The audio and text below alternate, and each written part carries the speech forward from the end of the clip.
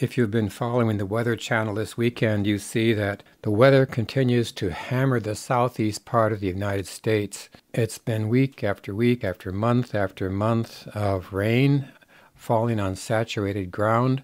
This has to be bad for crops in terms of causing the roots to rot and also to promote the growth of mold, which can make crops unsafe for human and animal consumption. So a more detailed look in Oregon, near the city of Dallas, there was what they call a substation fire, which burned more than 50,000 acres and caused one death, but it's also threatening wheat crops and livestock in Sherman and Wasco counties.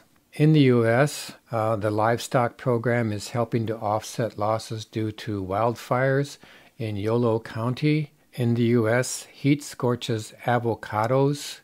Crop loss was reported in California avocado groves after temperatures soared past 115 degrees in the growing regions on July 6. Fruit drop associated with the heat is expected to reduce the supply and perhaps increase the price of California avocados, which are marketed in August.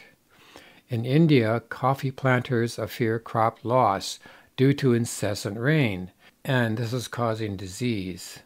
And they're also saying that the raw coffee beans and leaves have withered due to strong winds.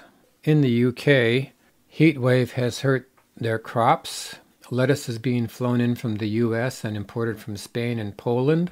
A company called Total Produce said the company was importing 30% of its iceberg lettuce and 40% of its celery from Spain and Poland, when all the supplies usually come from the UK at this time of year. And here we get into things like the knock-on effects. So if they're buying produce up in Spain and Poland, what are the Spanish and Polish people supposed to do about buying lettuce and celery? In India, 90% of the paddy fields in Kutanad province are underwater. They're expecting the harvest to diminish by 50,000 tons. In the Philippines, they're having to figure out how to provide enough rice in order to meet demand in Quezon City. And it says that Spain is unable to fill Northern Europe's production gap. The dry weather and high temperatures are causing major issues in production crops like lettuce and other leafy vegetables. In Canada on the 18th, the lack of rain is drying up optimism for the season's harvest. In the U.S., some crops are drowned out while flooded fields begin to recover. In Germany, their wheat crop will be falling 12% from 2017 levels.